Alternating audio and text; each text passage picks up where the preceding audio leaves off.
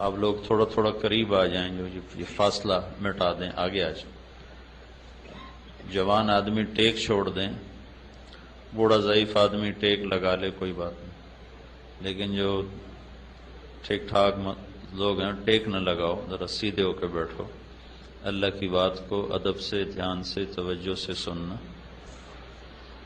معلومات میں اضافہ نہیں، وہی باتیں ہیں جو سنی سنائی ہیں، لیکن دھیان سے سننے سے دل پہ اثر ہوتا ہے، بے دھیانی سے سنے تو وہ اوپر سے نکل جاتا۔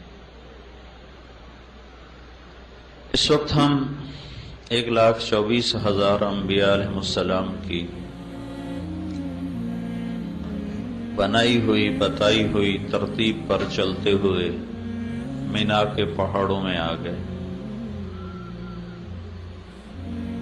جیسے ابھی بھائی جنید کہہ رہے تھے کہ حکم دیکھا جاتا ہے کہ حکم کیا ہے، سمجھ میں آئے یا نہ آئے، کپڑے اتار کے 2 چادریں پہنو، حالانکہ اگر ہم اپنے لباس میں ہوں تو آسانی رہے۔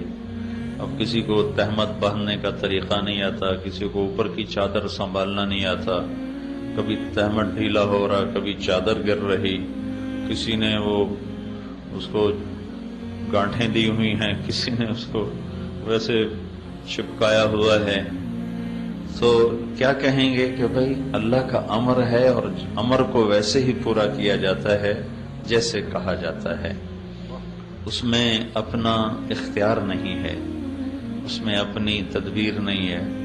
چھری بکرے کے سینے میں گھونپ دی جائے تو خون اس کا بھی نکل جائے گا، لیکن کوئی اس کے سینے تو اللہ نے صرف ہمیں نہیں سارے نبیوں کو یہاں پہنچایا۔ یہ تھوڑا آگے ہمارے مسجد خیف ہے، آج سے 14 صدی پہلے اسی وقت میں ہمارے نبی کا خیمہ بھی لگا ہوا تھا، اور 1 لاکھ کے قریب انسان آپ کے دائیں بائیں تھے۔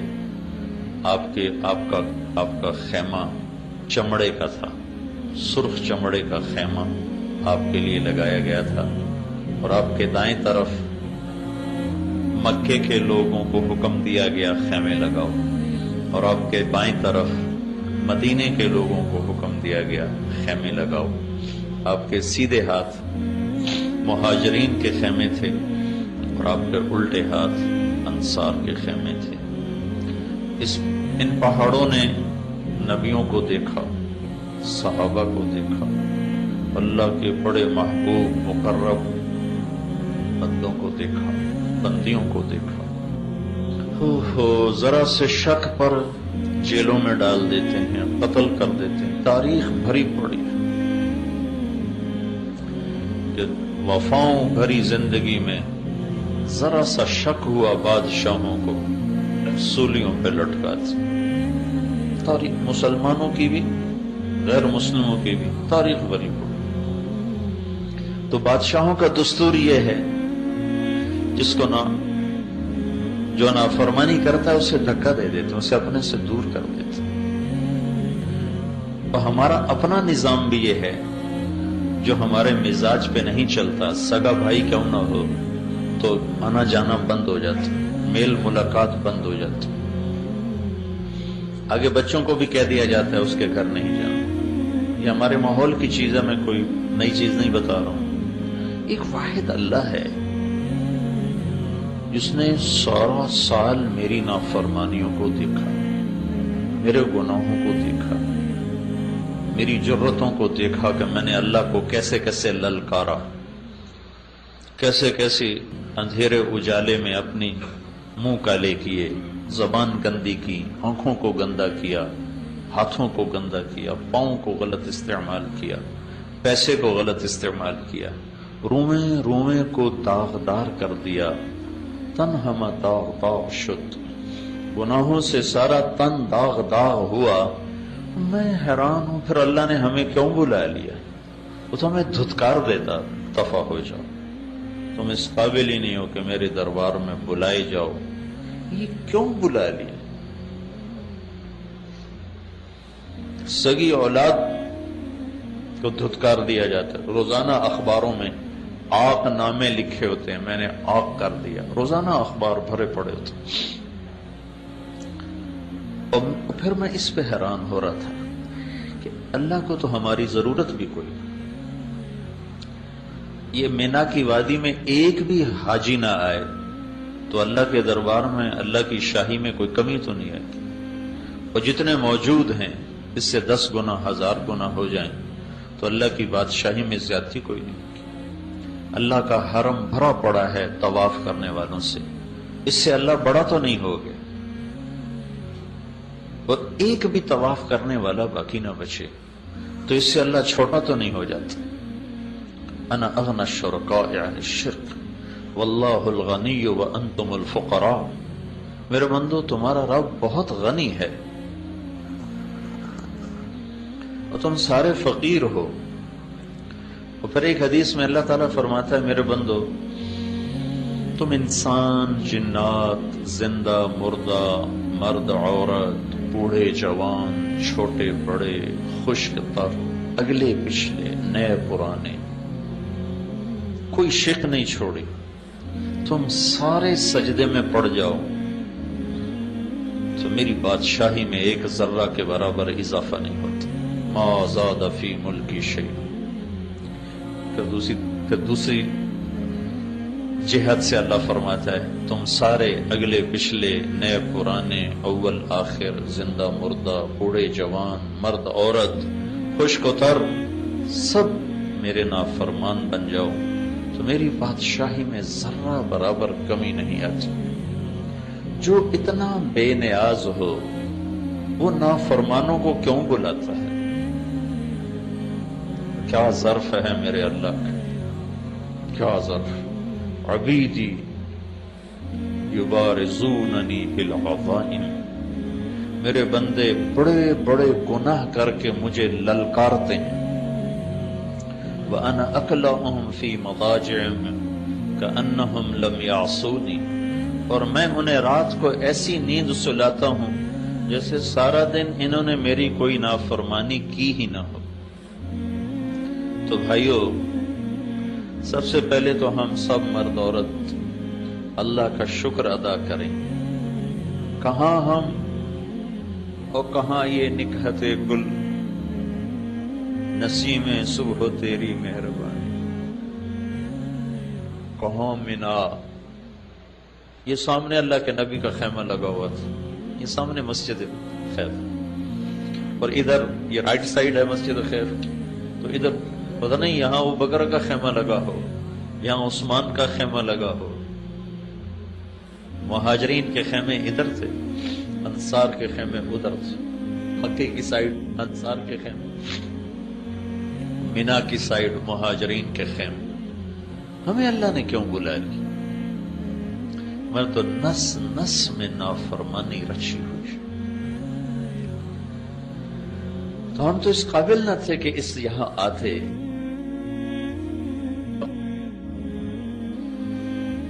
مکے کی ہر شہر تو وہی کھڑے ہیں، ان پہاڑوں کا تو کچھ نہیں بدلا، یہ تو ویسے ہی کھڑے ہیں۔ انہوں نے تو 14 صدی کے ہر قافلے کو آتے دیکھا ہے، 14 صدی کے ہر آنے والے مسافروں کو، حجاج کو دیکھا ہے، ان کا سسکنا، رونا، تڑپنا پہاڑوں کے سامنے ہے، اور ہمارا ہنسنا، لایانی، غفلت،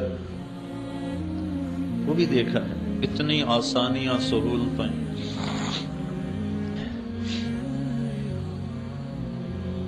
تو بھائیو پہلا ہمیں اللہ کا شکر ادا کرنا چاہیے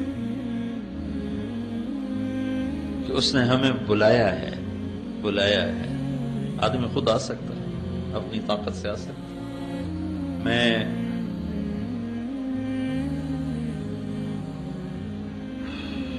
1991 میں حرم شریف سے نکلا، ایک جگہ میرا بیان تھا، تو جہاں یہ مکہ ٹاور ہے یہاں ٹیکسی سٹینڈ تھا، سامنے سڑک تھی، وہاں سے میں نے ٹیکسی لی، مسفلا کی طرف جا رہا تھا، تو عرب تھا گاڑی چلانے والا، جو سامنے سے حاجی گزرے اس کو موٹی گالی دے، بڑی غلیظ گالی دی۔ وہ میرے لباس سے وہ مجھے پاکستانی سمجھ کے مطمئن تھا کہ اس کو عربی نہیں آتی، لہذا وہ بہت بدتمیزی کا مظاہرہ کر رہا تھا۔ تو مجھے خیال آیا کہ مجھے اس کو دعوت دینی چاہیے، اس کو سمجھا دوں گا یہ اللہ کے مہمان ہیں، ایسی زبان استعمال نہ کروں۔ تو میں نے اس سے ایک دم عربی میں گفتگو شروع کی تو وہ تھوڑا ہل گیا، اسے پتہ چل گیا بھائی اس کو سارا پتہ چل رہا تھا۔ میں نے اس سے تھوڑی آخرت کی بات شروع کی تو وہ مجھ سے کہنے لگا مجھے دین کی کیا دعوت دیتے ہو، مجھے 10 سال ہو گئے میں نے بیت اللہ کی شکل نہیں دیکھی۔ مجھے یہ خیال آیا کہ یہ بدو ہوگا کسی گاؤں دیہات کا جو حج کے سیزن میں کمائی کرنے آ گیا تو نہیں بیت اللہ گیا۔ تو میں نے کہا تم باہر سے آئے ہو حج کے سیزن کے لیے؟ کہنے لگا نہیں میں مکے میں رہتا ہوں، مکی ہوں، میری 2 بیویاں ہیں، 10 برس سے میں نے حرم کے اندر قدم نہیں رکھا۔ تو میں ایک دم چپ ہو گیا صدمے کی وجہ سے۔ تو مجھ سے کہنے لگا پریشان ہو گئے ہو؟ پریشان نہ ہو، مکے میں ایسے بے شمار لوگ ہیں جنہوں نے سال ہا سال سے بیت اللہ کی شکل بھی نہیں دیکھی، تو جنہیں وہ نہیں بلاتا انہیں اپنے پڑوس میں رہ کر بھی نہیں آنے دیتا، اور ہمیں اس نے کہاں سے بلایا، جہازوں پہ چڑھایا، گھر چھڑوائے۔ کوئی خوبی تو نظر نہیں آتی کہ جس وجہ سے ہم بلائے گئے ہوں۔ جاننے والوں کو ہی کارڈ بھیجا جاتا ہے، یہ تو اللہ کا بلاوا۔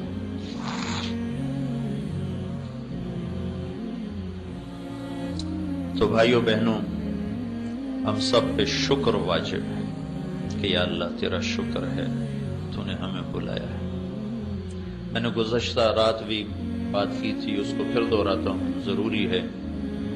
حج کا احرام باندھنے کے بعد اللہ 3 چیزوں کا مطالبہ کرتا ہے۔ فمن فرض فیہن الحج فلا رفث ولا فسوق ولا جدال فی الحج۔ میرے بندو، جب احرام باندھ لو تو اب یہ احرام کی پابندیاں اگرچہ ظاہری طور پر حج سے متعلق ہیں، لیکن 3 چیزوں کا مطالبہ موت تک تم سے کرتا ہوں۔ لا رفث، زبان کے غلط استعمال سے توبہ کر، مرتے دم تک اپنی زبان کو غلط استعمال نہ کرو۔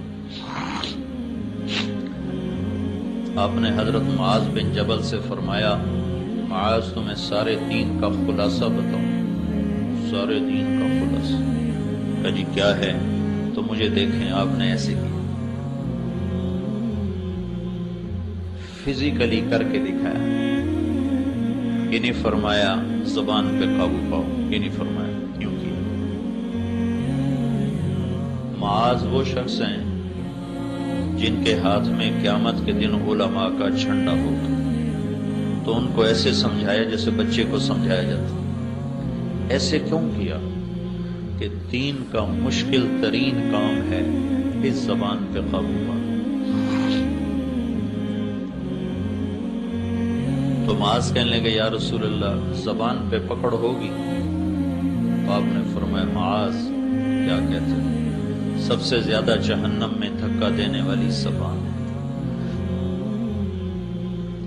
تو اللہ کا ہم سے مطالبہ ہے جب تم اس پاک وادی میں آئے ہو تو اس زبان کی وَإِذَا تَصَابَتْ أُمَّتِي سَقَطَتْ مِنْ عَيْنِ اللَّهِ، جب میری امت گالیاں نکالنا شروع کرے گی تو اللہ کی نظروں سے گر جائے۔ ہمارے چھوٹے چھوٹے بچے گالیاں نکالتے،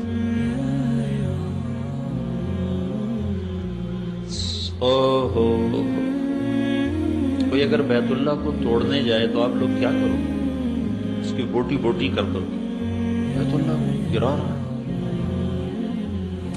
کسی مسلمان کو ماں بیٹی کی بہن کی گالی دینا یہ بیت اللہ کو توڑنے سے بڑا جرم ہے،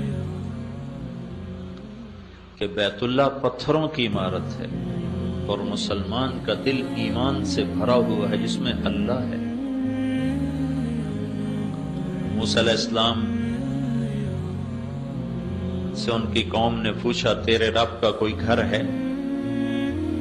تو اللہ تعالیٰ نے فرمایا موسیٰ تیرا رب زمان و مکان سے پاک ہے، لیکن جو دل گناہوں سے پاک ہوتا ہے وہ میرا گھر بن جاتا ہے، میں اپنے بندے کے دل میں بس جاتا ہوں، وہ میرا عرش بن جاتا ہے۔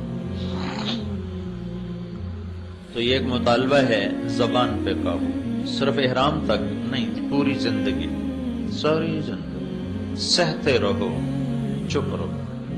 چپ رہنے میں بھی بڑا مزہ ہے، جواب دینے کا بھی ایک مزہ ہے، وہ وقتی سا ہوتا ہے۔ چپ رہنے کی ایک تکلیف ہے، وہ وقتی ہوتی ہے، لیکن اس پر جو آگے مٹھاس اور ٹھنڈک اللہ دیتا ہے، شہد بھی کیا چیز ہے، رس گلے اور رس ملائیاں بھی کیا چیز ہیں، پی جا ایام کی تلخی کو بھی ہنس کے ناصر، غم کے سہنے میں بھی قدرت نے مزہ رکھا۔ چپ اوہ نہ کر لبوں کو سی، عشق ہے دل لگی نہیں، سینے پہ تیر کھائے جا، آگے قدم بڑھائے جا۔ تو یہ ایک مطالبہ ہے تمام مردوں عورتوں سے جنہوں نے احرام باندھا ہے، لا رفث، تالا لگا، خیر کی بات کرو، شر کی بات۔ ہنسی مزاح منع نہیں ہے، وہ تو انسانی فطرت ہے، اسے کیسے روکا جا سکتا؟ اللہ کے نبی ہنستے بھی تھے، مزاح بھی کرتے تھے، صحابہ آپ کے سامنے لطیفے بھی سناتے تھے، آپ بھی اس سے خوش ہوا کرتے تھے، ہنسا کرتے تھے۔ دل آزاری منع ہے، بے اکرامی منع ہے، کسی کی پگڑی اچھالنا منع ہے، کسی کو بے عزت کرنا منع ہے۔ اسلام تو ہمیں اوروں کے الزام بھی اپنے اوپر لینے کا سبق ہے۔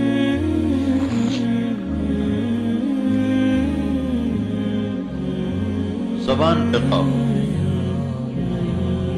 لا رفث۔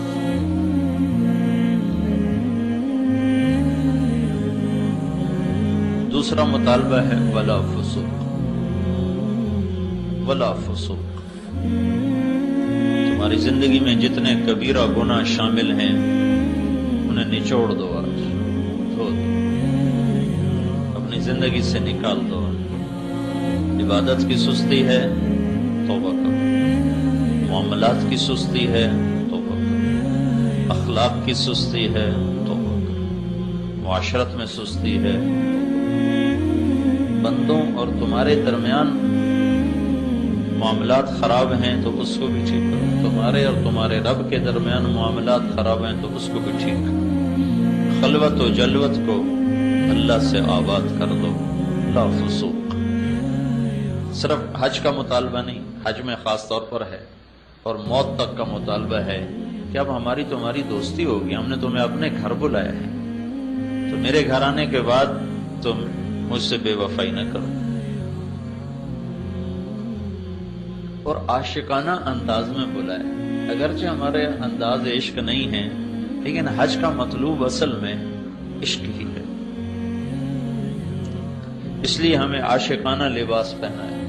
زیب و زینت عاشق نہیں کیا کرتے، عاشق جو ہوتے ہیں وہ زیب و زینت سے بیزار ہوتے ہیں۔ عاشق ہوویں عشق کماں میں، دل رکھیں وانگ پہاڑوں ہو، سہ سہ بدیاں ہزار غلامیں، کر جانے باغ بہاراں ہو۔ منصور جے چک سولی دتے، جڑے واقف کل اسراراں ہو۔ سجدیوں سر چائیں نہ باہو، توڑے کافر کہن ہزاراں ہو۔ عاشق سوئی حقیقی جڑا، قتل معشوق دے منے، سر نو جوڑے تے منہ نہ موڑے، بھویں 100 تلواراں کھنے۔ سچا عشق حسین دا بابو، سر دتے تے راز نہ بننے۔ یہ عاشقانہ انداز ہے۔ زیب و زینت بیوی کو بھی نہیں دیکھ سکتے، خوشبو کے قریب نہ، دیوانے بنو، مستانے بنو، ڈھونڈو اپنے رب کو پاگلوں کی طرح، تیرے کوچے اس بہانے مجھے دن سے رات کرنا، کبھی اس سے بات کرنا، کبھی اس سے بات کرنا۔ یہ اللہ کو پا لینے کا سفر ہے۔ لا الہ الا اللہ کلمہ معرفت ہے، اللہ کی پہچان کلمے سے۔ نماز اس کلمے کو تعلق سے بدلتی ہے، زکوٰۃ اس تعلق کو محبت سے بدلتی ہے، روزہ اس محبت کو عشق سے بدلتا ہے، اور حج پھر عاشق کا سفر ہے معشوق کو ڈھونڈنے کا اور پا لینے کا۔ اس لیے طواف ہے، پھیرے لگ رہے ہیں، پھیرے لگ رہے ہیں۔ کپڑے اترے ہوئے ہیں، کہتا ہے لاہور کراچی کی مسجد میں جاؤ تو اچھے کپڑے پہنو، خذوا زینتکم عند کل مسجد، اچھے کپڑے پہنو، بدبودار نہ ہو، صاف ستھرے ہو کر جاؤ۔ اور جب ادھر بلاتا ہے تو اللہ کے نبی سے پوچھا گیا ای الحاج افضل، یا رسول اللہ سب سے اچھا حاجی کون ہے؟ کہ الشیخ الطفل، جس کے سر میں مٹی پڑی ہوئی ہو، بال بکھرے ہوئے ہوں اور جوئیں اس کے سر سے گر رہی ہوں۔ جوں مارنے کا بھی حکم نہیں، اگر جوئیں پڑ جائیں تو جوئیں مارنے کا حکم نہیں۔ اب ہمارا احرام تو ہوتا ہے 2 دن کا، وہ جو لوگ احرام باندھتے تھے اور پھر پیدل چل کے آتے تھے تو 2 ہفتے کا احرام ہوتا تھا، بڑے بڑے بال ہوتے تھے، مٹی گرد و غبار، جوئیں جنم لیتی تھیں، تو مارنا نہیں ہے، بارش برداشت کرو۔ شیخ الطفل جو بالکل دیوانہ ہو، مستانہ ہو، مجنونانہ ہو، وہ سب سے بہترین حاجی۔ کیوں؟ کہ اس میں عاشقی کا رنگ زیادہ ہے، اس میں دیوانگی کا رنگ زیادہ ہے۔ ایک لڑکی بیت اللہ کا طواف کر رہی تھی، وہ کہہ رہی تھی ابا الحب ان یخفى فکم قد کتمتہ فاصبح عندی قد اناق وطنبا۔ محبت سے بہت اپنے آپ کو بچایا اور محبت نے خیمے گاڑ ہی دیے، تو دل پہ قبضہ جما ہی لیا، اور مجھے کسی کا دیوانہ بنا ہی دیا، نہ مجھے اپنا چھوڑا نہ کسی اور کا چھوڑا۔ تو جنید بغدادی رحمت اللہ علیہ 7 طواف کر رہے تھے، انہیں جب یہ شعر سنے تو انہوں نے کہا لڑکی تو بہت بے ادب ہے، بیت اللہ میں ایسے شعر پڑھتی ہے۔ تو اس نے پھر شعر پڑھا لولا التقى لم اهجر عن طيب الوصل۔ جنید غلط نہ سمجھ میری بات کو، رات کے اندھیروں میں اللہ کے گھر کے طواف عشق ہی کرواتا ہے، تجھے اتنا بھی نہیں پتا میں کس کے عشق میں کہہ رہی ہوں۔ تو جنید رحمت اللہ علیہ ذرا ٹھٹ کے سنبھلے کہ یہ لڑکی تو کچھ اور ہے۔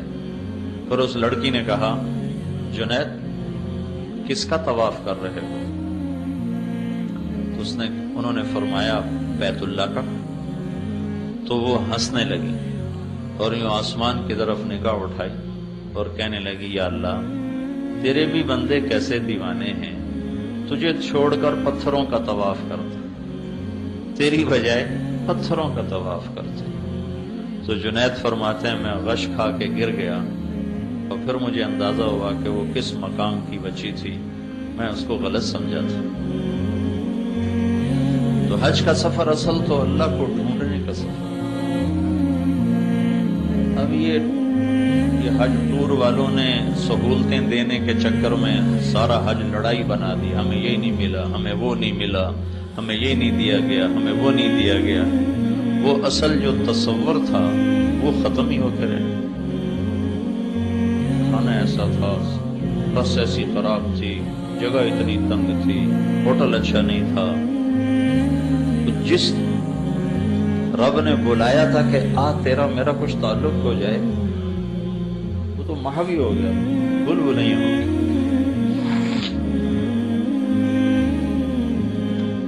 تو بھائیو کل ہماری اللہ کے دربار میں پیشی، بہت بڑا دربار ہے، بہت بڑا دربار ہے۔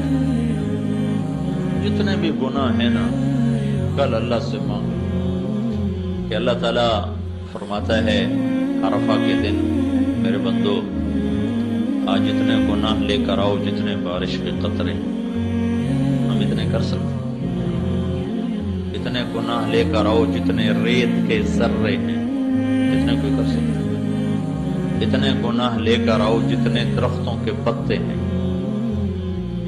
اتنے گناہ لے کر آؤ جتنے گردش ایام میں، جب سے ٹائم شروع ہوا، ٹائم اربوں سال پہلے ٹائم شروع ہوا، اس دن سے آج تک جتنے دن رات بنے ہیں اس کے برابر گناہ لے کر آؤ، اس سارے کے مجموعے کے برابر گناہ لے کر آؤ۔ آج میں معاف کرنے کے لیے آیا بیٹھا ہوں، تمہارے دو بول کا منتظر ہوں گا کہ تم کو یا اللہ معاف کر، میں سارے ہی معاف کروں۔ تو اللہ کا دوسرا مطالبہ ہے گناہ چھوڑ دو۔ اس کا مطلب یہ نہیں کہ یہ فرشتہ بن جائے گا، اس سے پھر بھی ہو جائے گا۔ نیک آدمی سے بھی گناہ ہوتا ہے، لیکن وہ گناہ کر کے پچھتاتا ہے، روتا ہے، اور عادی نافرمان سے بھی گناہ ہوتا ہے، وہ اکڑتا ہے، دلیر ہوتا ہے، دونوں میں یہ فرق ہو جاتا ہے۔ اس لیے علماء کہتے ہیں نیک لوگوں کی کمیاں نہ پکڑو، نیک لوگوں کی کمیاں نہ پکڑو۔ کیوں کہتے ہیں؟ صحابہ کے بارے میں زبان بند رکھو۔ خود اللہ کے نبی نے فرمایا اللہ اللہ فی اصحابی لا تتخذوهم غرضا من بعدی، کہ میں تمہیں اللہ سے ڈراتا ہوں میرے صحابہ کے بارے میں کبھی بات نہ کرو، ان کو کبھی تنقید کا نشانہ نہ بنانا۔ وہ فرشتے نہیں، انسان تھے، ان سے خطائیں ہوئی ہیں، لیکن ان کی خطاؤں پہ گفتگو نہ کرنا، ورنہ اللہ تمہیں پکڑ لے گا۔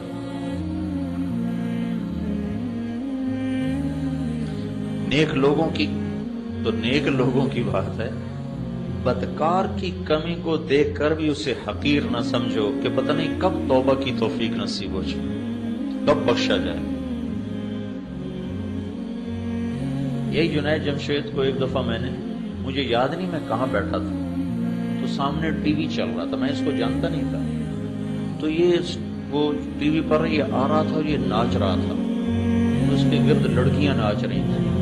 تو میرے دل میں آیا کہ اس کو تو ہدایت مل ہی نہیں سکتی، یہ میرے دل میں آیا کہ اس کو تو ہدایت مل ہی نہیں سکتی۔ اور اللہ تعالیٰ نے اسی سال میرا اس کا ٹاکرا کروا دیا۔ بدگمانی تو حرام ہے، اور کسی مسلمان کو اس کے گناہ کی وجہ سے حقیر سمجھنا حرام ہے۔ پتہ نہیں کب توبہ کرے، نہیں توبہ کرتا، پتہ نہیں کون سی بات اللہ پسند کر کے اس کی بخشش کر دے، تو میں پکڑا جاؤں کہ تو میرے بندے کو حقیر کیوں سمجھتا تھا۔ تو دوسرا مطالبہ ہے اللہ تعالیٰ کا، گناہ چھوڑو، ہو جائے گا توبہ کرو، جب ہو توبہ کرو، توبہ کی کوئی حد نہیں۔ اور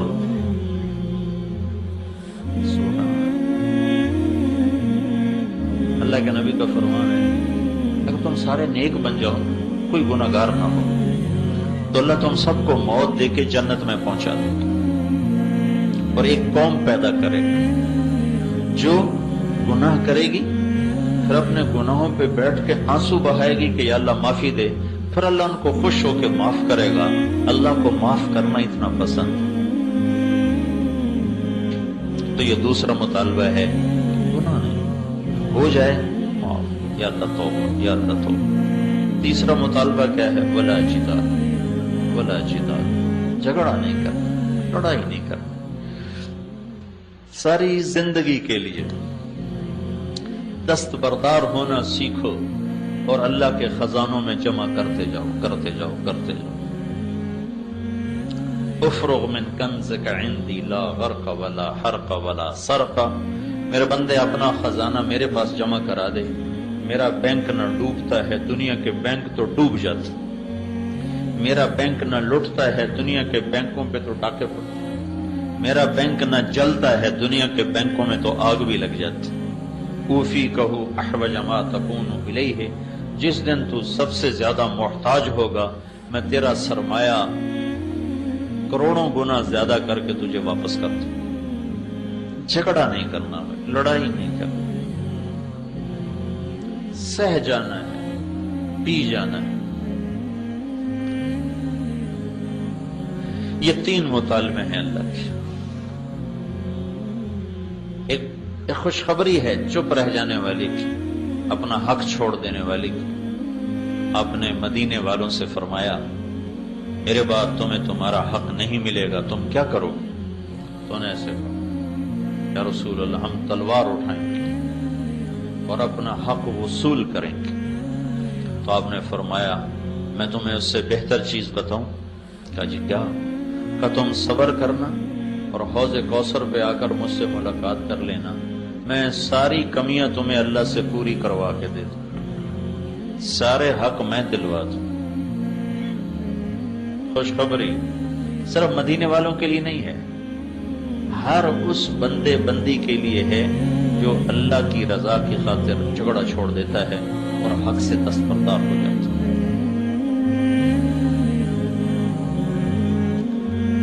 یہ ایک مطالبہ ہے احرام کے دوران، اور اس کو پیش کیا گیا ہے موت تک، کہ موت تک یہ زندگی اپناؤ۔ تو بھائی سارے ہم اس کی نیت کریں، نیت کرتے ہیں سارے بھائی۔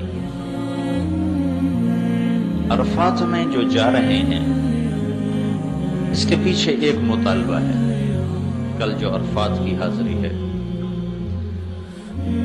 جیسے شادی کا دن ہوتا ہے تو اس سے 1-2 دن پہلے وہ لائٹیں جلنا شروع ہو جاتی ہیں اور سارے گھر کو سجایا جاتا ہے، ایسی جب عرفات کا دن آتا ہے تو آسمانوں پہ بھی چراغاں ہو جاتے ہیں اور سارے فرشتے خوشیاں مناتے ہیں، اور شیطان کا سب سے زیادہ بھاری دن 9 تاریخ کا۔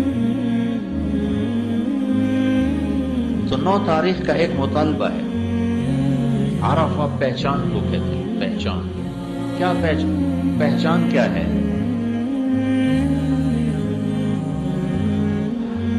آدم علیہ السلام کو اللہ نے آسمان سے اتار کے سری لنکا پہنچایا اور حوا کو شام میں پہنچایا۔ جیسے مردوں میں یوسف علیہ السلام سب سے حسین ہے، عورتوں میں حوا اللہ نے سب سے حسین بنایا۔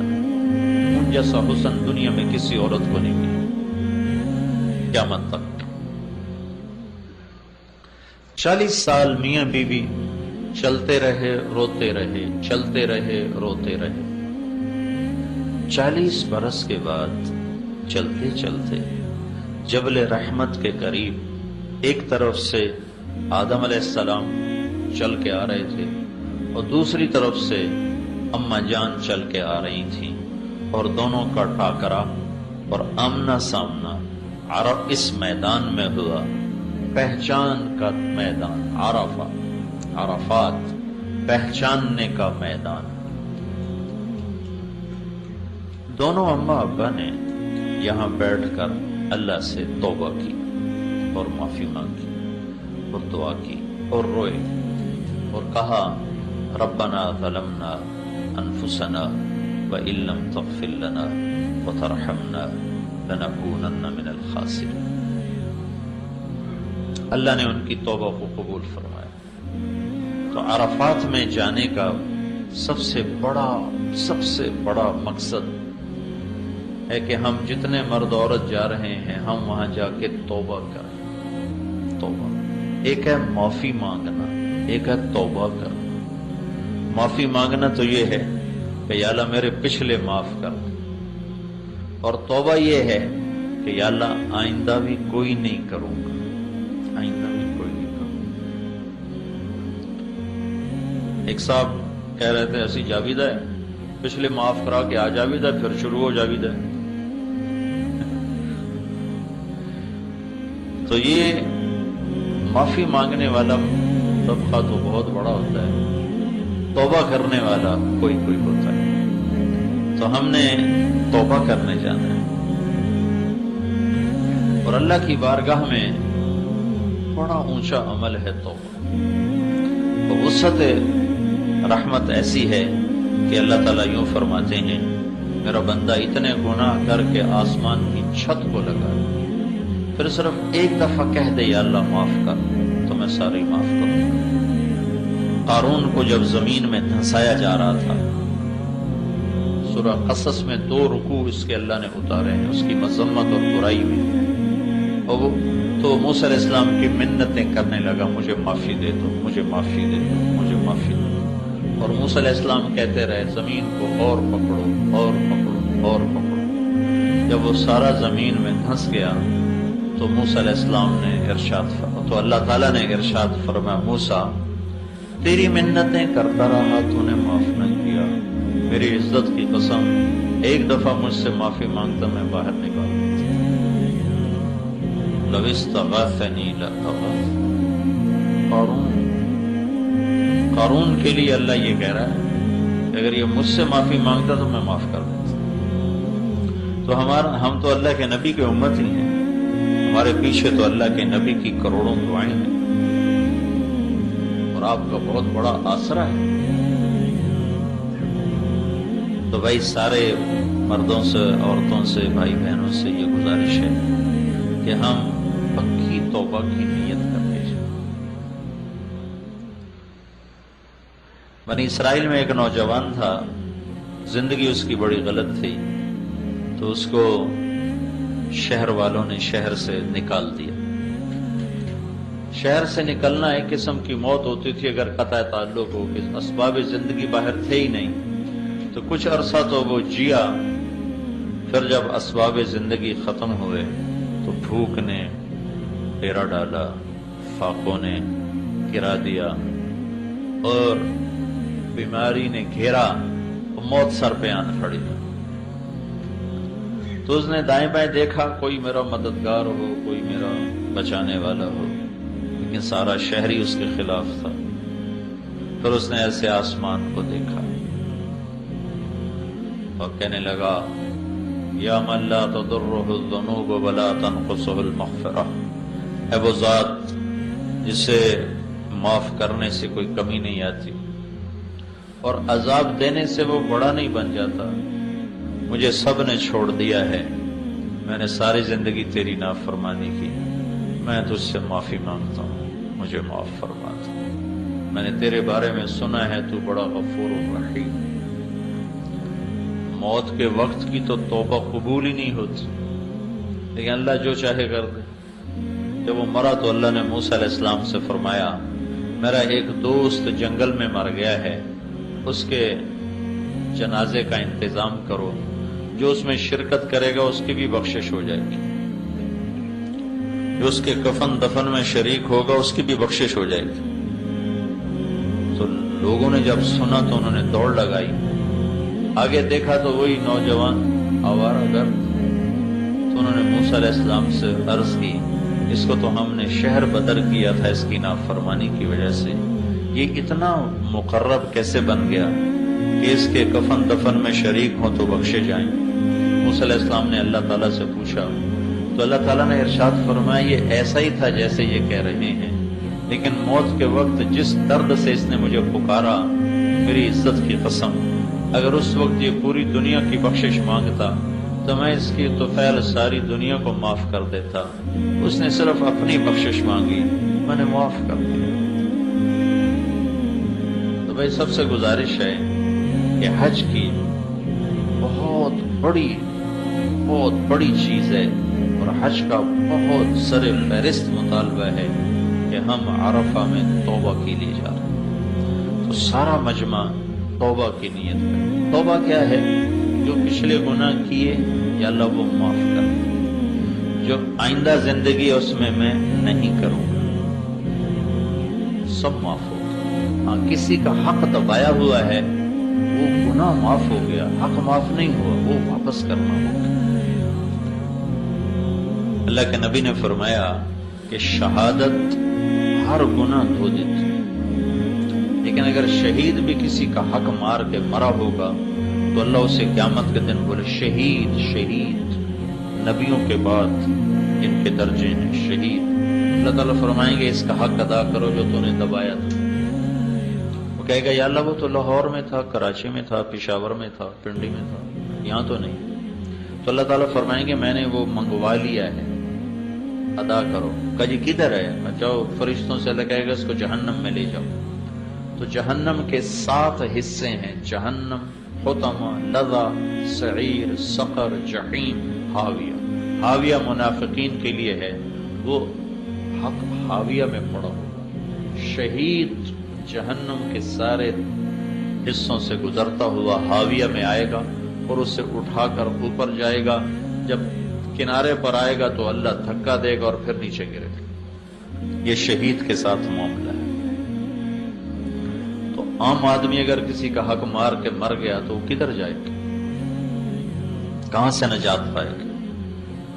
تو بھائیو، توبہ کرنی ہے، توبہ کرنی ہے۔ خاص طور پر لوگوں کے حقوق کے بارے میں بہت حساس معاملہ ہے آخرت کا۔ دوسری چیز اس مینا کی وادی سے متعلق ہے۔ یہاں جو ہم احرام باندھ کے بیٹھے ہوئے ہیں، کفن میں ہیں، یہاں ایک بہت بڑی داستان بکھری پڑی ہے مینا کی وادیوں میں، پہاڑوں میں، چوٹیوں پر۔ یہاں ابراہیم علیہ السلام اور اسماعیل علیہ السلام نے ایک داستان اپنے خون سے لکھی تھی، جو ہر آنے والے مرد عورت سے مطالبہ ہے کہ آج کے بعد اپنے جذبوں سے زندہ نہ رہو، ابراہیمی جذبوں سے زندہ رہو کہ یا اللہ تجھ پر ہر شے قربان، ہر شے تیری، تجھ پر قربان۔ یہ جذبہ اللہ مانگتا ہے، جذبات کی قربانی، احساسات کی قربانی اور اپنے مال و متاع کی قربانی۔ 84 سال عمر تھی ابراہیم علیہ السلام کی جب اللہ نے بیٹا دیا، 84 برس کی عمر۔ 60-65 سال گزر گئے، دعا مانگتے، یا اللہ بیٹا دے، یا اللہ بیٹا دے، یا اللہ بیٹا دے۔ اور فلسطین سرسبز زیتون، امرود، انگور کے باغات میں اللہ تعالیٰ نے رکھا ہوا ہے، بیٹا ملا۔ 2 ہفتے نہیں گزرے تھے کہ اللہ نے کہا نظروں سے دور کر دو۔ کہاں لے جاؤں یا اللہ؟ کہا جہاں ہم کہیں۔ کہ مجھے کیا پتا تو کہاں کہے گا؟ تو اللہ تعالیٰ نے فرمایا جبریل تمہاری راہبری کرے۔ تو جبریل انسانی شکل میں ایک اونٹ پر سوار ہوتا اور سارا، ہاجرہ اور اسماعیل اور ابراہیم علیہ السلام یہ دوسرے اونٹ پر ساتھ چلے اور جبریل آپ کو لے کر مکہ پہنچے۔ چاروں طرف کالے پہاڑ، جبل ابی قبیس، صفا، مروہ، جبل عمر، جو اب جبل عمر اس کو کیا نام تھا۔ تو یہ چاروں پہاڑوں کے اندر بیت اللہ ایک ٹیلا تھا۔ جب یہاں پہنچے تو جبریل نے کہا یہاں اپنی بیوی اور بچے کو چھوڑ کے آؤ، واپس چلے جاؤ۔ تو ابراہیم علیہ السلام جیسی ہستی جنہوں نے آگ میں گرتے ہوئے اف نہ کی، جب یہ بات سنی تو ان کو ایک دم حیران ہو کر فرمایا یہاں کیسے چھوڑ دو؟ یہاں تو نہ پانی نہ سایہ۔ تو جبریل نے کہا آپ کے اللہ کی یہی منشا ہے، یہاں چھوڑ دو۔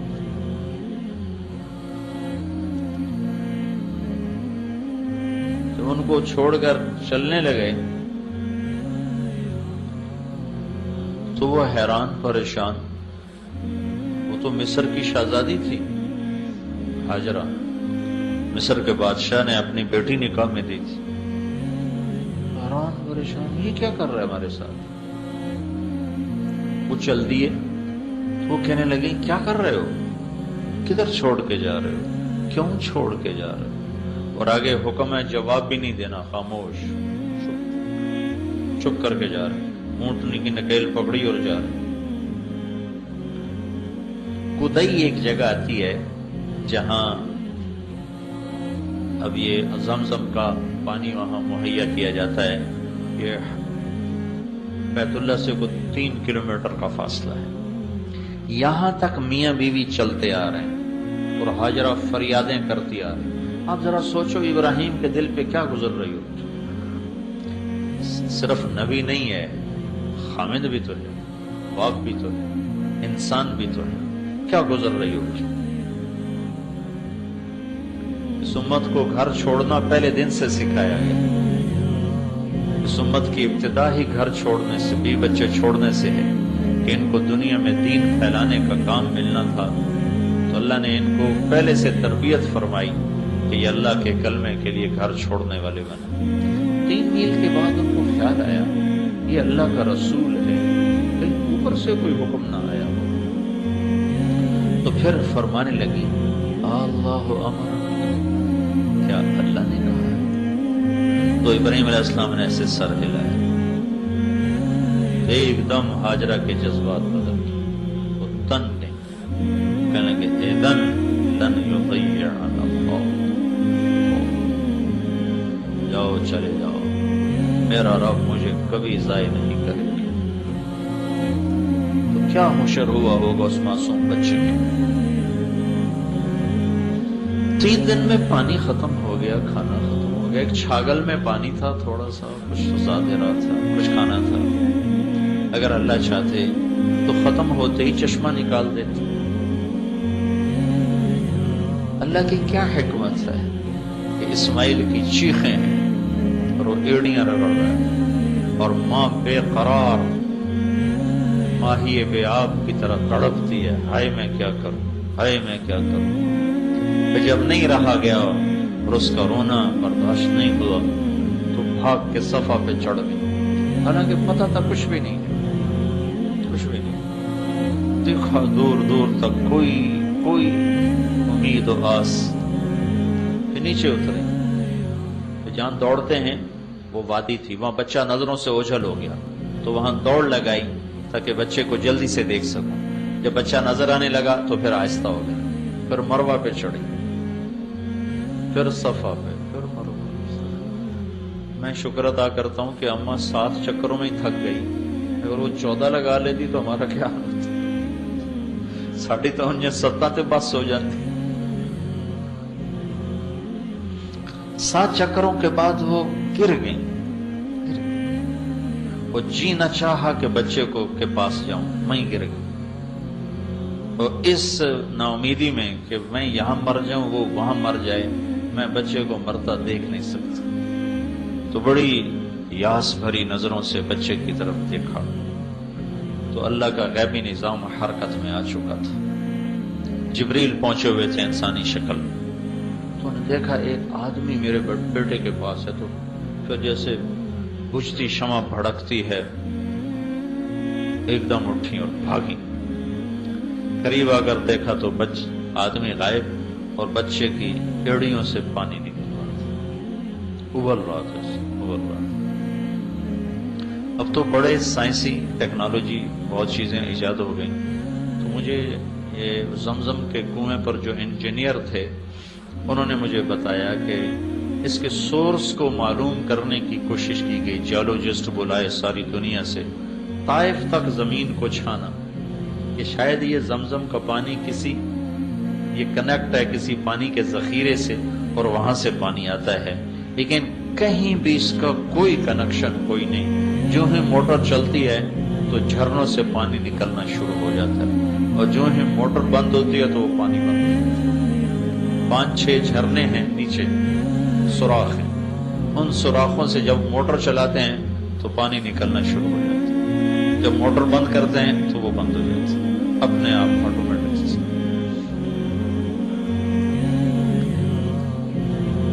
1 سال گزر گیا تو اللہ تعالیٰ نے ملنے کی اجازت دی۔ اب ملنے کی اجازت بھی سنو کیسی اجازت تھی۔ پورا سال جو حضرت ہاجرہ نے دن گنے، گھڑیاں گنی، کب آئے گا کب آئے گا، نہ ہی آتا تو اچھا تھا، آیا تو کس حال کا آیا کہ جب سواری کو بٹھایا اور ہاجرہ لپک کے گئیں اور اندر آنے کو عرض کیا تو فرمایا ہاجرہ اترنے کا حکم نہیں ہے، وہ بس سواری پر بیٹھے بیٹھے ملنا ہے، اترنے کا حکم۔ تو ہاجرہ کے صبر کے آنسو چھلک پڑے کہ اچھا میں اللہ کے امر پر راضی ہوں، مجھے اجازت ہے آپ کا منہ ہاتھ دھو دوں، آپ مٹی مٹی آپ کے پاؤں دھو دوں، سر دھو دوں، اجازت؟ کہاں اجازت؟ اونٹنی پر بیٹھے بیٹھے بیوی نے خامد کی خدمت کی. عورت کی سب سے بڑی متاع خامد ہوتی ہے، اور خامد ابراہیم جیسا ہو تو اس کی جدائی کیسی ہوگی. بچے کو گود میں لیا، بوسہ دیا، اور جب وہ بھاگنے لگا، دوڑنے لگا، اچھلنے لگا تو حکم ہو گیا جاؤ اور جا کے ذبح کر دو. یا آئے تھے ایک دفعہ ملنے، یا اب آ رہے ہیں ذبح کر. کس عمر میں؟ 94 سال کی عمر. 92 سے 94 سال کی عمر تھی. 92 سال کا بندہ تو مرغی نہیں ذبح کر سکتا، اسے کہا جا رہا جا کے بچے کو ذبح کر دو.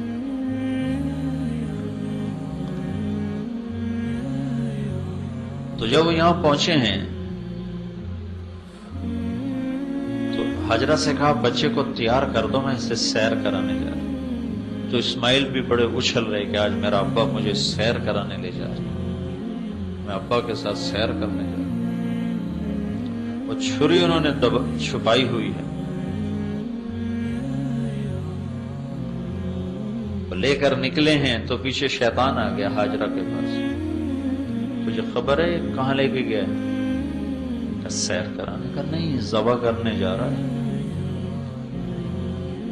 تو انہوں نے فرمایا وہ اللہ کا نبی ہے، وہ ایسا نہیں کر سکتا. تو شیطان نے کہا اللہ نے تو کہا ہے کہ ذبح کرو. تو حاجرہ نے کہا پھر تو شیطان ہوگا جو اللہ کے حکم کو روکتا ہے، دفع ہو جا میری نظروں سے.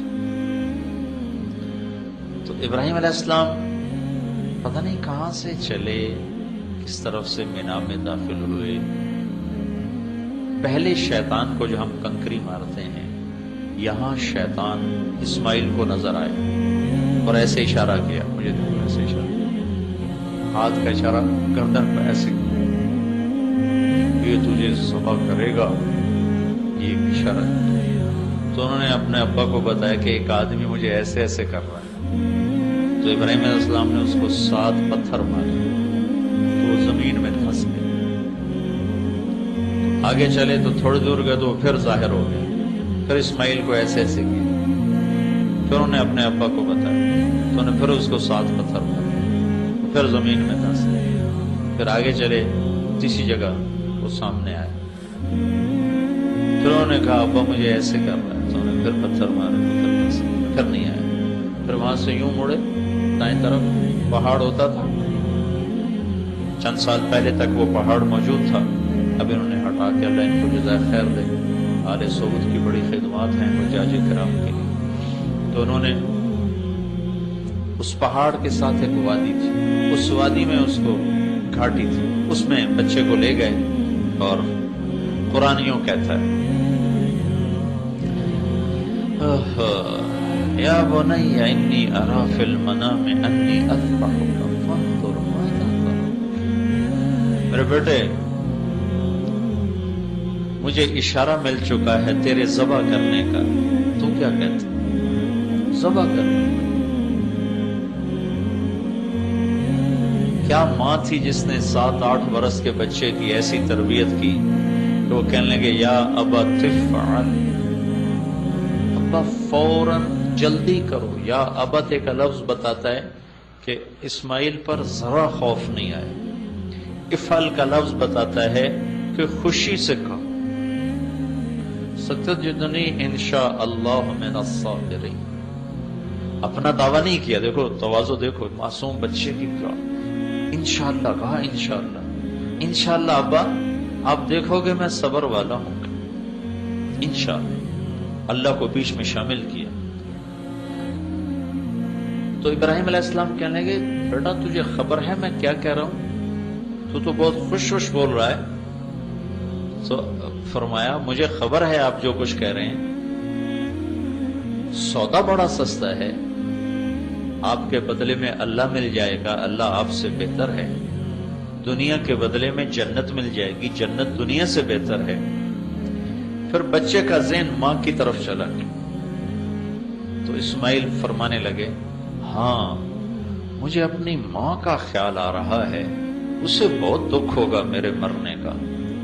تو آپ ایسا کریں ابا، میں آپ کو اپنا کرتا اتار کے دیتا ہوں، یہ آپ میری نشانی رکھ لیں اور میری ماں کو جا کے دے دیں، جب وہ مجھے یاد کیا کرے گی تو میرا کرتا دیکھ لیا کرے گی، اور آپ اپنے کرتے میں مجھے کفن دے کر ادھر ہی دفن کر دینا، مجھے مکے نہ لے جانا، وہاں نہ لے جانا، ادھر ہی دفن کر دینا۔ اور یہ معصوم بچہ اپنے باپ کو نصیحت کر رہا ہے، میرے ہاتھ پاؤں باندھو، کہیں میرا پاؤں تجھے لگ نہ جائے۔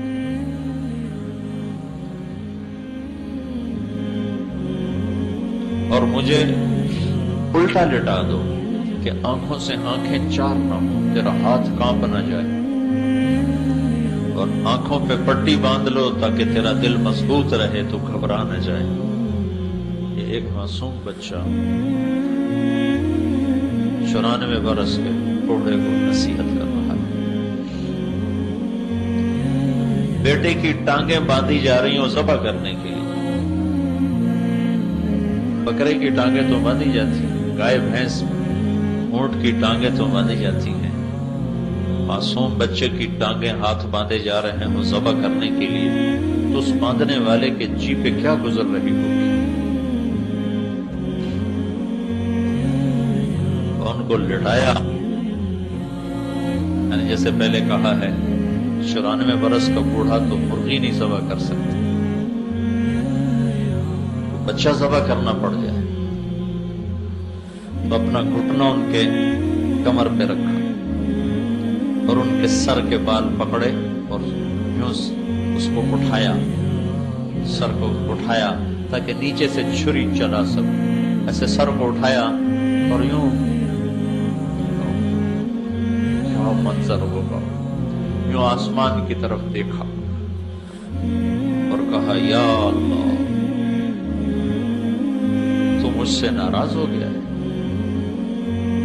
تو کیا سمجھتا ہے کہ اسماعیل کی محبت میرے دل میں تجھ سے زیادہ ہے؟ نہیں نہیں، بالکل نہیں، تو دیکھ میں تیرے نام پہ اسے ذبح کر رہا ہوں، اور اگر کوئی میرا تو امتحان لینا چاہتا ہے میں تیرے امتحان کے قابل نہیں ہوں، مجھے معاف کر دے۔ یہ ایسی فریاد تھی کہ ساتوں آسمان کے فرشتوں میں چیخ و پکار مچ گئی، اور چھری کو چلا دیا۔ اللہ اکبر، سبحان اللہ۔ اللہ میں ویسے ہی کہتا بکرے ذبح کرو، ابراہیم سے بھی بکرے ذبح کروا دیتا۔ یہ کہانی ساری کیوں کروائی ہے؟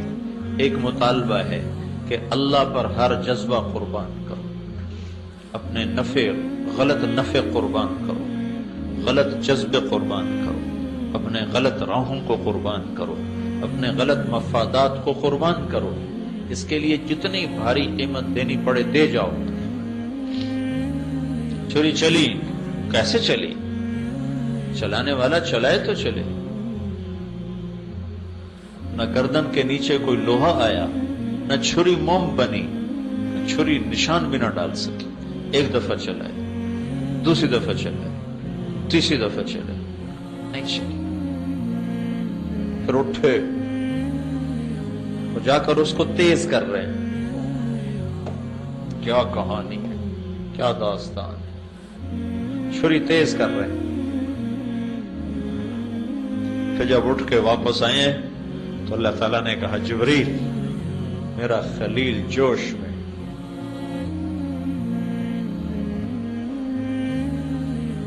فوری پہنچو، اب میرا خلیل جوش میں،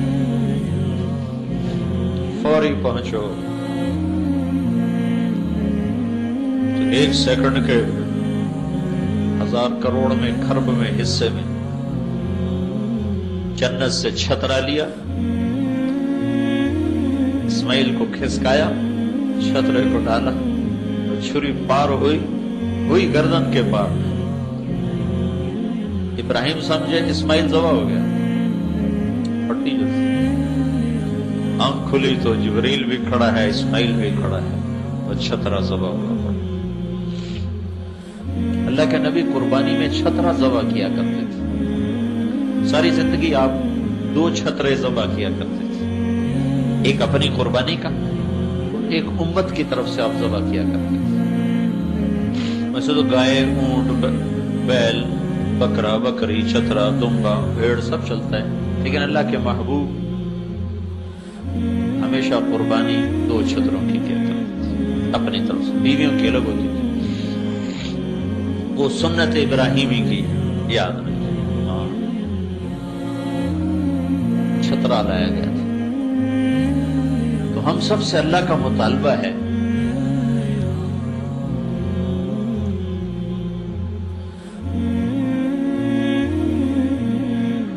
کہ اب جب ہم اس میدان میں آ گئے ہیں تو اب اپنی چاہتیں چھوڑ دیں، اللہ کے اور اللہ کے محبوب کی پسندیدہ زندگی اور چاہتوں پر اپنی چاہتیں قربان کرتے جائیں، قربان کرتے جائیں، قربان کرتے جائیں۔ یہ حج کی روح ہے، روح حج۔ ایک ہے حج کے ظاہری اعمال، کل میں نے بتائے تھے، آج پھر آخر میں بتا دوں گا۔ وہ اتنا مشکل نہیں، آسان ہے، اور اگر کوئی کمی بیشی ہو جائے تو اس کے لیے دم ہے، فقرہ دے دیا جائے، وہ اس کی کمی پوری ہو جائے گی۔ لیکن ایک حاجی توبہ نہیں کرتا تو اس کی تو کوئی تلافی نہیں۔ ایک حاجی مینا میں آ کر اپنے جذبے نہیں بدلتا تو اس کی کوئی تلافی نہیں۔ جذبے بدل، دنیا کے لیے نہیں جینا، اللہ کے لیے جینا ہے۔ بیوی بچوں کے لیے نہیں جینا، اللہ کے لیے جینا ہے۔ اپنی ذات کے لیے نہیں جینا، اللہ کے لیے جینا ہے۔ اللہ کو پانے کا سفر ہے زندگی، اللہ کو ڈھونڈنے کا سفر ہے زندگی، اللہ تک مل جانے کا سفر ہے زندگی، باقی تو راستے کی چیزیں۔ عبد الرحمن الناصر اسپین پہ 50 برس حکومت کی، کہنے لگا ایک دفعہ اپنی زندگی کے خوشی کے دن گنے تو 50 سال میں صرف 14 دن خوشی کے گزرے۔ اللہ کو چھوڑ کر جس چیز کو بھی لوگ موضوع بنائیں گے تو دکھوں کا شکار ہو جائے۔ تیسری چیز ہمیں حج کی، جو روح حج میں سے جو تیسری چیز ہے، وہ اللہ کے محبوب کی طرف سے ہمیں ملی ہے۔ اللہ کے رسول صلی اللہ تعالی علیہ وسلم نے آخری حج کیا، میں نے تھوڑا سا رات بتایا تھا۔ جب آپ مدینہ سے چلے تو آپ کے ساتھ 12,000 کا مجمع تھا۔ جب آپ مینا میں پہنچے ہیں تو یہ مجمع 1 لاکھ سے بڑھ چکا تھا، اور جب آپ عرفات میں پہنچے ہیں تو یہ کوئی 1.25 لاکھ کے قریب یہ مجمع ہو چکا تھا۔ اس مجمع کو لے کر آپ عرفہ میں پہنچے ہیں، پھر وہاں سے آپ 10 تاریخ کو واپس آئے ہیں۔ کسی بڑے شیطان کے پاس آپ نے کنکر مارے ہیں، پھر 9 تاریخ کے خطبے کو دہرایا ہے، کل انشاءاللہ وہ پیش کروں گا میں۔ اس میں ایک جملے کا اضافہ کیا ہے، فَلْيُبَلِّغِ الشَّاهِدُ الْغَائِبُ، میرا پیغام آگے پہنچایا جائے، میرا پیغام آگے پہنچایا جائے۔ تو حج کی تیسری ذمہ داری جو ہمیں ملتی ہے وہ دعوت کا کام ہے، وہ تبلیغ کا کام ہے۔ یہ اللہ کا احسان ہے کہ اس نے ہمارے خطے کے میں اس کو مرکزیت عطا فرما دی۔ بر صغیر کو اللہ تعالیٰ نے چن لیا۔ ساری دنیا کے انسانوں تک یہاں سے لوگ پہنچ رہے ہیں، اور دنیا سے لوگ یہاں آ کر اس محنت کو سیکھ رہے ہیں۔ اور ان صحابہ اور تابعین، تبع تابعین، پہلے 300 سال کو چھوڑ کر پچھلے 1100 سال میں ایسی محنت وجود میں نہیں آئی،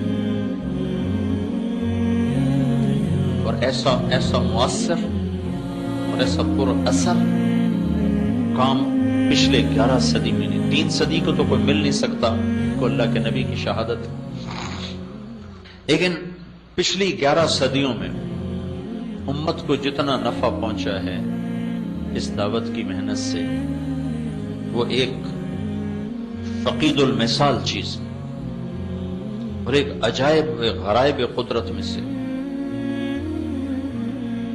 تو بھائیو، تیسری چیز جو ہمیں ملتی ہے اس حج کی نسبت سے، وہ دعوت اللہ ہے، اس کو آپ تبلیغی جماعت کی طرف منسوب مت کریں. میرا نبی براہ راست کہہ رہا ہے فَلْيُبَلِّغِ الشَّاهِدُ الْغَائِبُ، میرا پیغام جو مینا میں حاضر ہو جائے الف لام کے ساتھ کہ قیامت تک جتنے لوگ مینا میں آئیں گے وہ میرا پیغام آگے پہنچائیں گے. تو اس کو واپس جا کر مینج کریں کہ کچھ وقت ہم اس دعوت کے مبارک کام کے لیے نکالیں. اپنے دنیا کے کاموں کو تو ہم وقت دے ہی رہے ہیں، اس میں داخل کریں، اضافہ کریں اس مبارک محنت کا، اس مبارک کام کا، جس سے اوروں تک دین پہنچے، اوروں تک کلمہ پہنچے. پوری امت کا اجتماعی جرم ہے کہ ہم 6 بر اعظم میں بسنے والے انسانوں تک اللہ کا پیغام نہیں پہنچا رہے.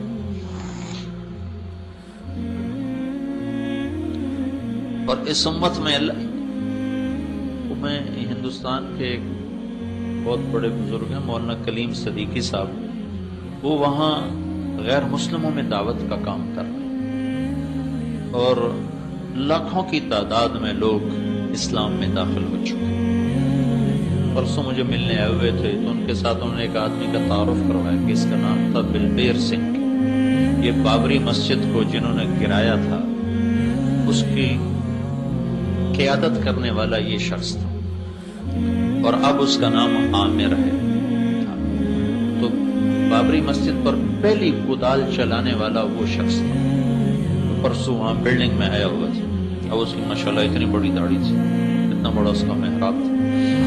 تو پہلی کدال اس نے چلائی، لیکن وہ اللہ کا نظام ایسا چلا کہ وہ اس دعوت کی محنت میں آیا لپیٹ میں اور اللہ نے اس کو کلمہ نصیب فرما دیا. تو اس نے یہ منت مانی تھی کہ میں 100 مسجدیں جو ویران ہیں میں وہ آباد کرواؤں گا جو ہندوؤں کے قبضے میں، سکھوں کے قبضے میں ہیں.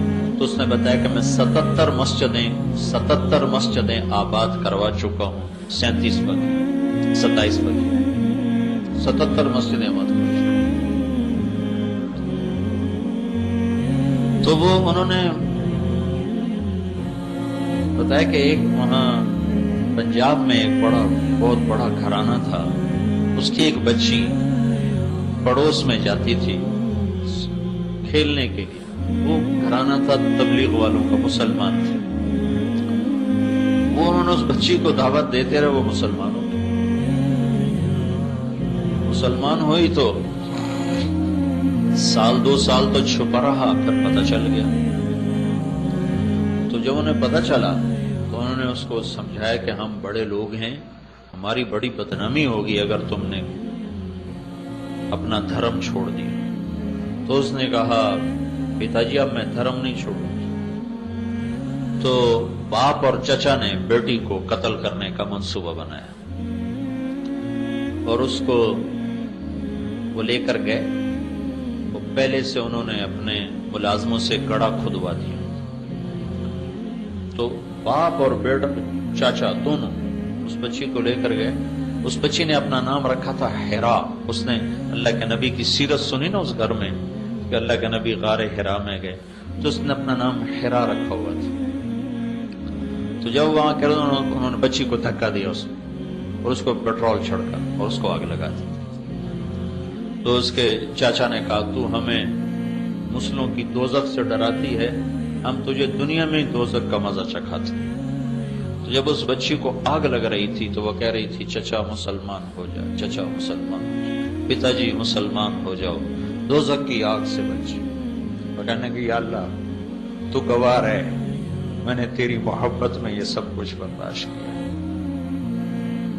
اور مجھے جہنم کی آگ سے بچا. اور وہ آخری سانس تک یہی کہتے رہے پتا جی مسلمان ہو جاؤ، چاچا مسلمان ہو جاؤ. تو جب وہ واپس آئے تو چچا بہت سنگ دل تھا، مار دھاڑ والا تھا، لیکن باپ تو باپ تھا، وہ گر گیا چارپائی پہ. مہینہ نہیں گزار سکا تو اپنے بھائی سے کہنے لگا مجھے مسلمان کر ورنہ میں مرتا ہوں. مجھے بچی کی چیخیں سونے نہیں دیتی. نے کہا ایک کو مارا اب تجھے بھی مارو کا دل اس کا بھی ہلا ہوا تھا. تو کہنے لگے شرم کی وجہ سے میں اس کو لے کر دلی آ گیا کہ علاقے میں کسی کو پتہ نہ چلے. اور دلی میں ایک مسجد کے امام سے کلمہ پڑھوایا. 2 دن کے بعد اس کا انتقال ہو گیا. تو کہنے لگے جب وہ بھائی کلمے پر مر گئے اور بھتیجی کو یوں میں نے آخر تک کہتے سنا چچا جہنم سے بچ جاؤ، کلمہ پڑھ لو، مسلمان ہو جاؤ، تو مجھے راتوں کو میری نیند اڑ گئی. مجھے اس کی چیخیں سنائی دیں، مجھے اس کی آوازیں سنائی دیں. پھر مجھے خود جستجو ہوئی کہ میں اسلام کا مطالعہ کروں، میں اسلام کو پڑھوں. تو پھر میں نے اسلام کے بارے میں پوچھنا شروع کیا. تو آہستہ آہستہ اللہ تعالیٰ نے مجھے کلمے کی توفیق دی، میں مسلمان ہوا. پھر میں نے اللہ سے مانگا یا اللہ جو میں نے اپنی بھتیجی کو جلایا اس کا مجھے دنیا میں کوئی اس کے کفارے کی توفیق عطا فرما. اسلام میں نے چھپایا ہوا تھا، میں ان کا بہت بڑا لیڈر تھا. تو ایک جگہ ہندوؤں نے منصوبہ بنایا مسلمان بچے بچیوں کے اسکول کو جلانے کا اور اس میں ان کو بند کر کے جلا دینے کا. تو میں اس منصوبے میں شریک تھا. تو اس میں کوئی 300-350 بچے بچیاں پڑھتے تھے. کہنے لگے راتوں رات میں گیا اور ان کے لیے خفیہ دروازے بنوائے راتوں رات. اور پھر جب صبح وہ بچے آئے ہیں تو میں نے پہلے ہی جا کر ان کو بتا دیا اور ان کو خفیہ دروازے سے سب کو نکالا. جب آ کر وہ اٹیک ہوا ہے تو بچے سارے وہاں سے نکل چکے تھے. تو اس کے بعد میری روح کو سکون ہوا ہے کہ اب میں سکون کی نیند سوتا ہوں. تو میں نے 300 بچوں کی زندگی بچائی ہے. تو یہ کلمہ عجب شے ہے. یہ آدمی کو اگر صحیح معنی میں اندر میں اتر جائے تو یہ بیٹھنے نہیں دیتا. ہمارا کلمہ ٹھنڈا ہے. تو تبلیغ کا کام بھائیو یہ حج کی تیسری ذمہ داری ہے جو اللہ تعالی ہمیں اللہ کے محبوب کے ذریعے سے پہنچا رہا ہے. فَلْيُبَلِّغِ الشَّاهِدُ الْغَائِبُ، میرا پیغام آگے پہنچا دو. تو اس میں تبلیغی جماعت کا تو سوال ہی کوئی نہیں، طارق جمیل کا تو سوال ہی کوئی نہیں. میں اچھا ہوں یا برا ہوں میرا اور میرے اللہ کا معاملہ ہے. لیکن میرے ذمہ ہے اگر جبت ہیں جماعت کی آستینوں میں، مجھے ہے حکم اذان لا الہ الا اللہ. میرے تو ذمہ ہے صدا لگانا، مجھے اس کی دعوت دینا. کیا پتا کوئی ایسا بندہ تیار ہو جائے جو میری بھی بخشش کا ذریعہ بن جائے. کہتے ہیں خود عمل ہوتا نہیں، لوگوں کو تبلیغ کرتے ہیں، اس کا کیا فائدہ؟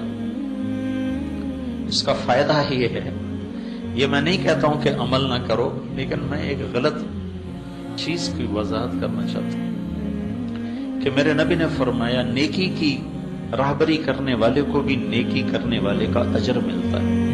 کیا پتا ہمیں اور بخشوا لے اوروں کے ذریعے. ایک حدیث آپ کو سناتا ہوں. لوگ جنت میں جا رہے ہوں گے اور جہنمی مجرم کھڑے ہوں گے. تو ان کے سامنے سے جنتی گزریں گے تو ایک جہنم والا ایک جنتی سے کہے گا بھائی آپ مجھے پہچانتے ہو؟ وہ کہے گا نہیں. کہ آپ کو یاد نہیں آپ فلاں جگہ پر تھے، آپ کو وضو کی ضرورت تھی تو میں نے آپ کو وضو کا پانی مہیا کیا تھا، یاد آیا؟ ہاں یاد آیا. کہ میری سفارش تو کرتے. تو وہ کہے گا یا اللہ تیرے اس بندے نے اپنا ایک احسان مجھے یاد دلایا ہے تو مہربانی فرما دے اس کو بھی معاف کر دے. تو اللہ تعالیٰ فرمائیں گے چلو تیری وجہ سے اس کو بھی معاف کر دے.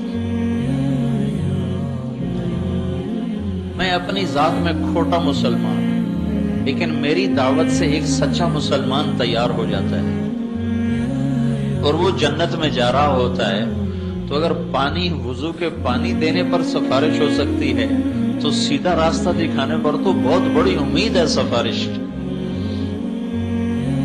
ہاں کاروبار نہ ہو، یہ جو منع کی ایک آدمی اب دین کو کاروبار بنا لیتا ہے اور وہ اس سے اپنی دنیا بنانے کے چکر میں ہے، اس کا معاملہ اور ہے.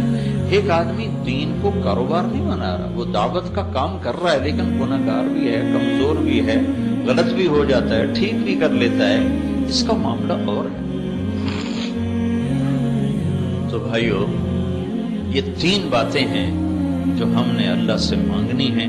ایک ہم نے توبہ کرنی، اس کی نیت کرنا ہے سر. ایک ہم نے اپنے جذبات اور احساسات کو آج کے بعد اللہ اس کے رسول پہ قربان کرنا ہے. جو وہ چاہتے ہیں وہ کرنا ہے، جو نہیں چاہتے وہ چھوڑ دینا ہے. اور ایک ہم نے دعوت کا کام یہاں سے لے کر اسی وادی میں میرے نبی نے 10 تاریخ کو بھی بیان کیا، 11 تاریخ کو بھی بیان کیا، اور اس میں فرمایا فَلْيُبَلِّغِ الشَّاهِدُ الْغَائِبُ، میری بات آگے پہنچاتا، میری بات آگے پہنچاتا. تو بھائیو، میری ساری بات کا خلاصہ، ہم نے اپنی زبان کی حفاظت کرنی ہے، ہم نے کبیرہ گناہ